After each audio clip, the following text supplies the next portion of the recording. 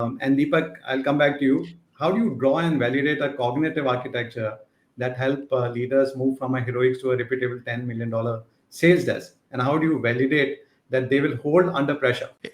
So we through throwing this word mental model, two words come together, and a mental model to me is very simple. It's actually not about giving people tips or hacks or even a best practice, right? It's in my mind, it's a cognitive framework that lives here. It's a thinking system about how you look at problems, Vish, team, right? And then when you start looking at those problems, then how do you go about making the right consistent and high leverage decisions, but you do them at scale? So what you're doing at a unit level or at a deal level now becomes systematic, right?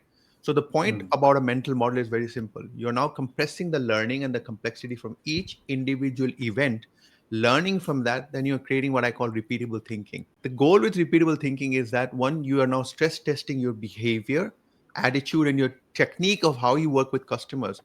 Now we're mm, looking at a system. Now you could argue, well, that still doesn't tell me much. Well, I was just defining a mental model for now, right? How does a mental model then come about? I'll give you a simple example in terms of behavior, right?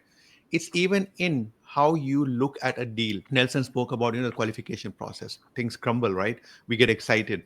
And if you have a mental model, it removes all of these cognitive biases. When you are qualifying a deal and when you're looking at a mm, deal, you now have a cognitive architecture that says, these are the four things that I need to keep an eye upon: wash, rinse, repeat, wash, rinse, repeat. That's simple, right? And now these are the things that are confusing me, put them in a separate bucket.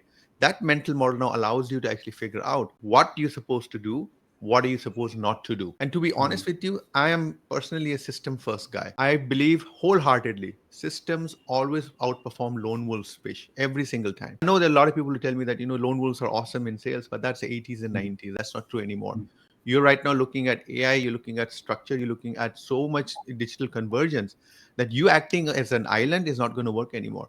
And this is where mental models, when you are standardize them and you have a best in class mental model, which can be adopted by multiple salespeople, you actually rise the entire organization, because now you're moving away from hustle culture or lone wolf culture to what I call wisdom led culture, which is based upon a set of mental models that everyone relates to and talks about. mm.